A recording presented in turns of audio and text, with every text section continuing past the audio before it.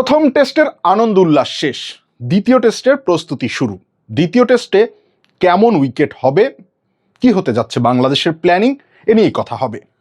প্রথমত বাংলাদেশের জন্য যেটা সুখবর সেটি হচ্ছে এখনও খেলাটা নর্দার্ন টেরিটরিতে আছে, অর্থাৎ অস্ট্রেলিয়া সেকেন্ড টেস্টকে নর্দার্ন টেরিটরি থেকে বের করে নিয়ে যায়নি।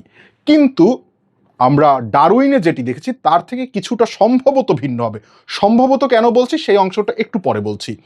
কারণ হচ্ছে নর্দার্ন টেরিটরিতে খেলা হলেও এটা more closer to the southern territory, ব্রিসবেনের কাছাকাছি ম্যাকাইতে খেলা হবে। এখন সম্ভবত বলার কারণটি হচ্ছে এখানে এর আগে কখনো কোনো টেস্ট ম্যাচ হয়নি, না নারীদের না পুরুষদের।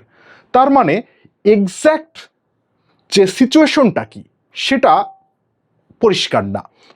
দুটো ওয়ানডে ম্যাচ হয়েছে, আপনার ফার্স্ট ক্লাস ম্যাচ হয়েছে বেশ কিছু, 5টা ফার্স্ট ক্লাস ম্যাচ হয়েছে এখানে। এর মধ্যে একটা 2015 সালে, তারপরে এই স্টেডিয়াম ভেঙে ফেলা হয়েছে, নতুন করে গড়া হয়েছে, নতুন করে গড়ার পরে আরও 4টা ফার্স্ট ক্লাস ম্যাচ হয়েছে, যার মধ্যে 3টিতে যারা আগে বোলিং করেছেন তারা জিতেছেন, একটিতে যারা আগে ব্যাটিং করেছেন তারা জিতেছেন। অর্থাৎ ডারউইনের মতোই এখানেও আসলে বোলিং ফার্স্ট উইকেট হবে এরকম একটা ধারণা করছি।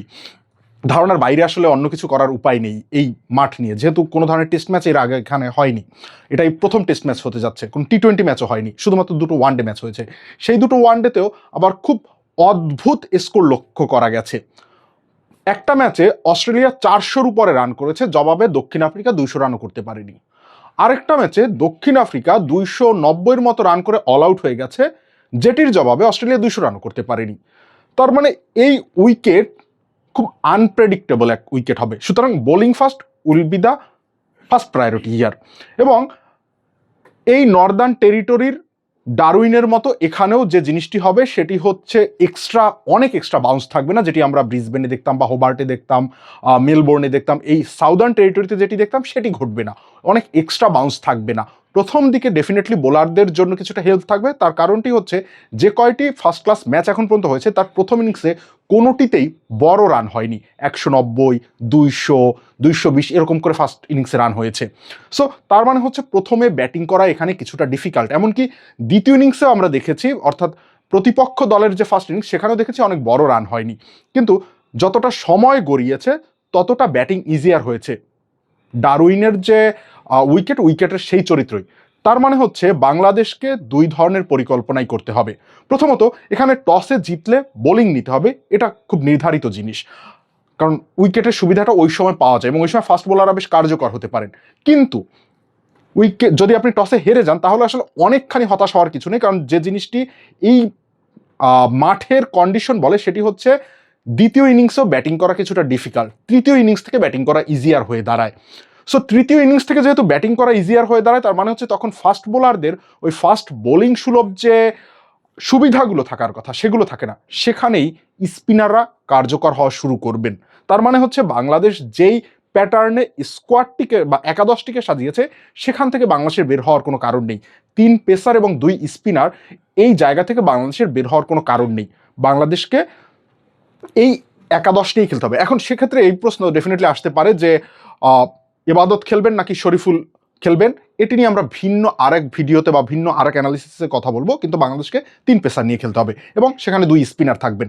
প্রথম দিকে ডেফিনেটলি পেসাররা সুবিধা পাবেন, পেসাররাই এই জিনিসটিকে কন্ট্রোল করবেন এবং দ্বিতীয় ইনিংসে হচ্ছে স্পিনাররা তাদের কার্যকারিতা দেখাবেন।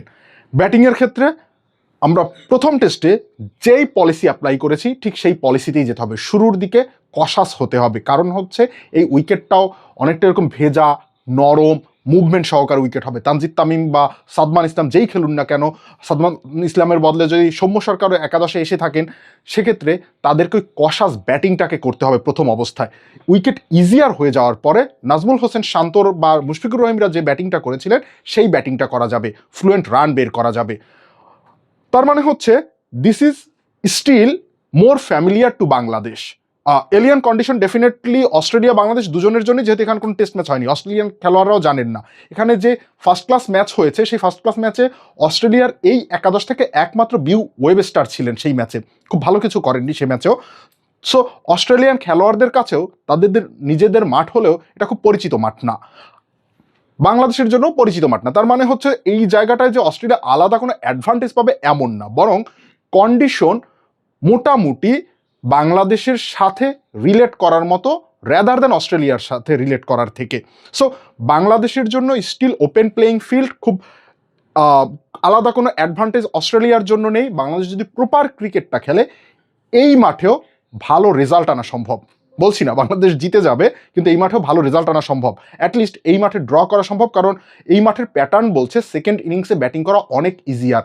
200-250 রান চেজ হচ্ছে 2 উইকেট 3 উইকেট হারিয়ে। তার মানে হচ্ছে যত সময় যাচ্ছে তত হচ্ছে ব্যাটিং করা ইজিয়ার হয়ে দাঁড়াচ্ছে। সো সেই জায়গা থেকে এই ম্যাচে বাংলাদেশ সেম প্যাটার্নের একাদশ নিয়ে নামবে।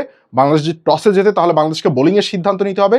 বাংলাদেশ ডারউইনের যেই পদ্ধতিতে ব্যাটিং করেছে, প্ল্যান করেছে, যেই পদ্ধতিতে বোলিং করেছে, প্ল্যান করেছে, সেই প্ল্যানই যেতে হবে। সেটি যদি করে বাংলাদেশ, এখান থেকেও ভালো রেজাল্ট বের হয়ে আসবে।